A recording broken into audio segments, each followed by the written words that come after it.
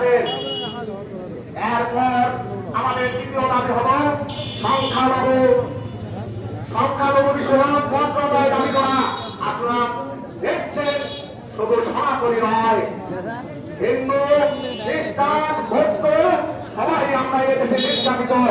তাই এখানে সংখ্যালঘু বিষয়ক মন্ত্রণালয়ের দাবি করা হয়েছে।